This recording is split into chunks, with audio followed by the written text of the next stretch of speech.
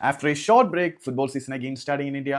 അപ്പം ഒരു ചെറിയ ഇടവേളയ്ക്ക് ശേഷം ഇന്ത്യയിലെ ഫുട്ബോൾ സീസൺ വീണ്ടും ആരംഭിക്കുകയാണ്. ഒരുപാട് പ്രതീക്ഷകളോടെയാണ് നമ്മൾ ഇത്തവണ ഇന്ത്യൻ ഫുട്ബോൾ സീസണെ വരവേൽക്കുന്നത്. വേറെ ഒന്നും കൊണ്ടല്ല, നമ്മൾ ദീർഘകാലമായിട്ട് ആഗ്രഹിച്ചിരുന്ന ഓവർസീസ് ഇന്ത്യൻ പ്ലേയേഴ്സിന്റെ ഇൻക്ലൂഷൻ നമ്മൾ യാഥാർത്ഥ്യമാകാൻ പോവുകയാണ്. നമ്മുടെ കേന്ദ്ര കായിക മന്ത്രാലയം അതിനുവേണ്ടിയുള്ള നടപടിക്രമങ്ങൾ ആരംഭിച്ചിട്ടുണ്ട്.